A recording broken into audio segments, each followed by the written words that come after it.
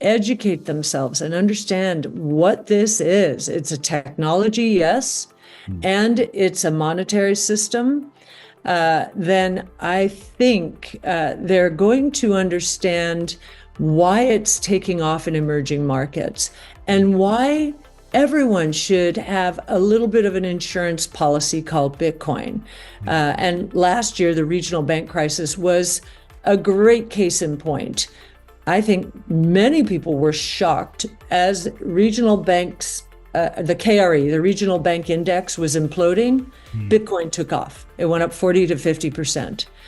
And it was the first time that traditional investors, many more, took note. Wait a minute, why did it do that? This is supposed to be a risk-on asset. It's supposed to be very volatile and highly correlated with risky assets. What just happened? Cathie Wood, an American investor and founder, CEO, and CIO of ARK Invest, is bullish on the impact of ETFs on the global adoption of cryptocurrencies, as she discussed in an interview with Tony Edward.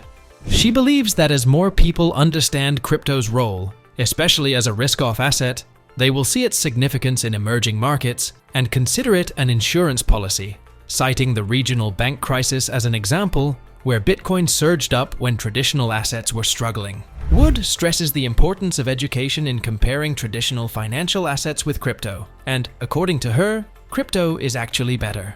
Wood emphasizes that crypto is a strong defense against risks like counterparty issues, inflation, and deflation, making it a valuable choice in various economic situations.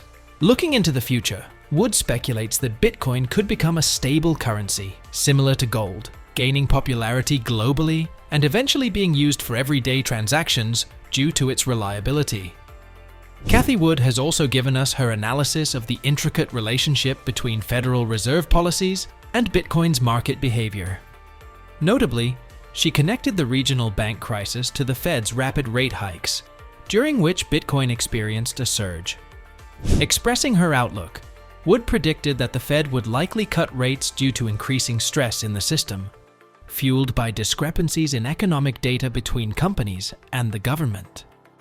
She then shifted focus to the expectation of broader price deflation, indicating that this would become a primary concern for the Fed rather than real economic indicators. Wood has acknowledged the potential for Bitcoin to become a widely accepted means of exchange. She also acknowledges the ongoing progress of the Lightning Network, emphasizing its positive impact on Bitcoin's adoption, particularly in emerging markets.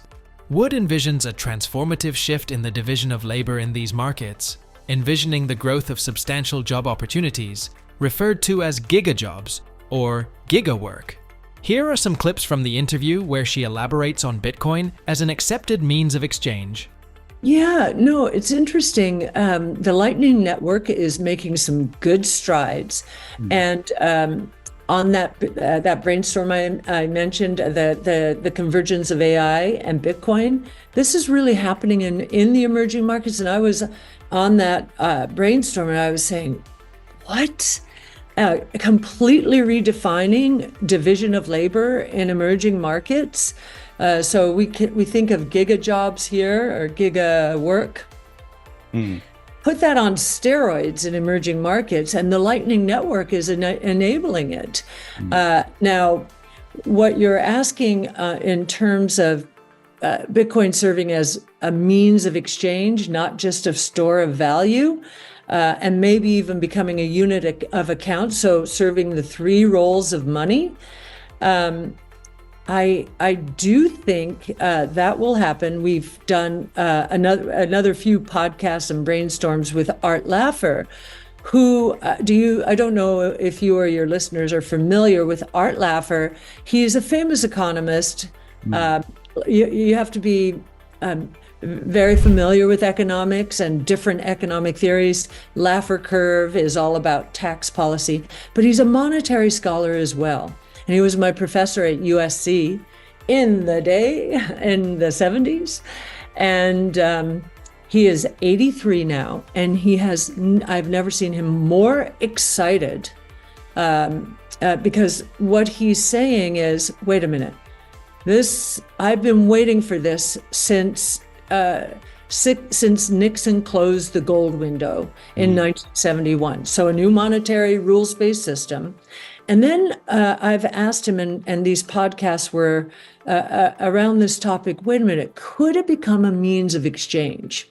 Well, when it has proliferated throughout the world, and of course, we're going to enjoy the scarcity value of it as institutions enter, once that's fairly ubiquitous, then what he thinks is that it will become more of a stable currency, or it'll act more like gold itself, just much more stable than Bitcoin.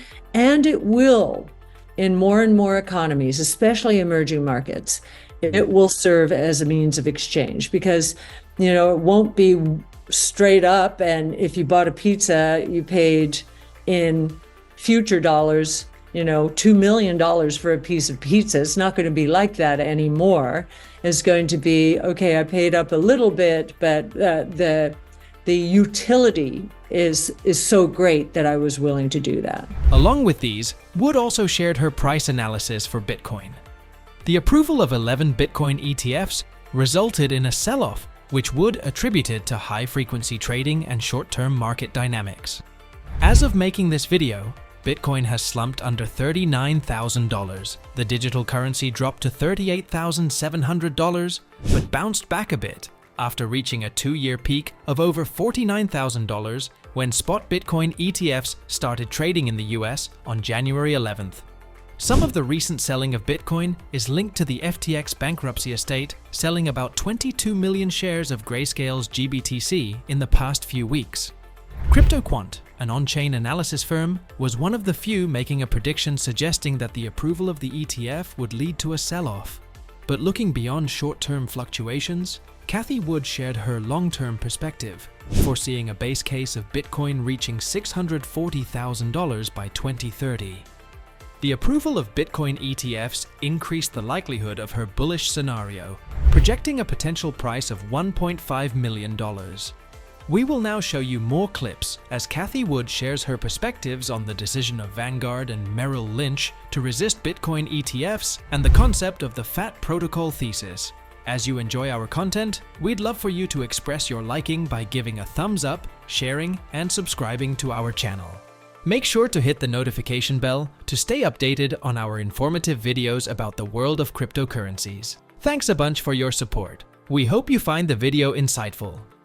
I do think our business is highly regulated, and being on good terms with the SEC is very important. So I think there's an element there. Because remember, Chairman Gensler sure approved these ETFs, but was very quick to say, we are not recommending that you buy Bitcoin or even invest in these vehicles.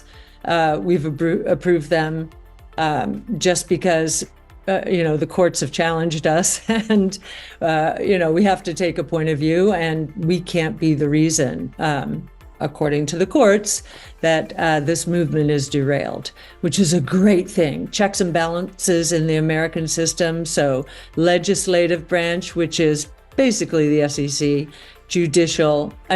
executive branch, judicial, and legislative. So excited there. So I think Vanguard, and you mentioned someone else. Who was that? Oh, I think Merrill is beginning to understand that Vanguard has made a mistake, because Merrill has actually said, no, we aren't banning it. We're evaluating it. And Merrill's very conservative. And Merrill was the last platform to approve our strategies, our ETF strategies.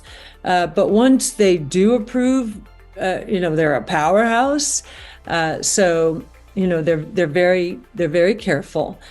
So I think this is a massive mistake, strategic mistake. And I do believe the next leadership, the new leadership of Vanguard, whenever that is, will change its policy, because what they're doing is preventing their investors from accessing a new asset class. Their role is to facilitate Right. the access of all financial asset classes. So I think many people are leaving Vanguard. I think Fidelity is the biggest beneficiary there, and Fidelity, I think, as I understand it, is actively courting them because and I don't think Merrill wants to fall into the same category. Yeah, no, and it's called the FAT protocol thesis. So Joel Monegro at Placeholder, where Chris Berniski went to be his partner and start a venture fund focused exclusively on crypto. He coined, when he was at Union Square Ventures, the FAT protocol. And what he was trying to communicate was, in the internet, the protocols were very thin, right? Nobody made money on the protocols. Right. It was only the applications on top of the protocols. With Bitcoin in particular, and other crypto assets, but especially with Bitcoin, the FAT protocol is the Bitcoin itself will enjoy the largest piece of the pie, as opposed to the applications on top. They will also get a piece of the pie. Right. But, this is the global monetary system, a rules-based, digital, decentralized monetary system. That's a very big idea. There aren't going to be many ideas that are bigger. And so we do think that in this case specifically, the FAT protocol thesis applies. Chairman Gensler, while approving the ETFs, clarified that it doesn't imply a recommendation to invest in Bitcoin. Wood believes that Vanguard and Merrill Lynch might be cautious due to regulatory concerns, with Merrill currently evaluating rather than outright blocking. However, she views Vanguard's stance as a strategic mistake, limiting investors' access to a new asset class. Wood anticipates a shift in policy under new leadership at Vanguard, given that blocking access contradicts their role in facilitating access to various financial asset classes. She also suggests that investors leaving Vanguard may be turning to Fidelity, which actively seeks to engage them, potentially viewing Vanguard's approach as a strategic misstep. What aspect of Cathie Wood's insights resonated with you the most, and how do you see it shaping the future of cryptocurrencies? Share your thoughts in the comments below, and let's continue this crypto conversation. If you found this video insightful, don't forget to hit the like button, share it with fellow enthusiasts, and subscribe for more educational content. Stay tuned for more deep dives, interviews, and analysis. Hit the notification bell to stay updated. And until next time, happy crypto exploring.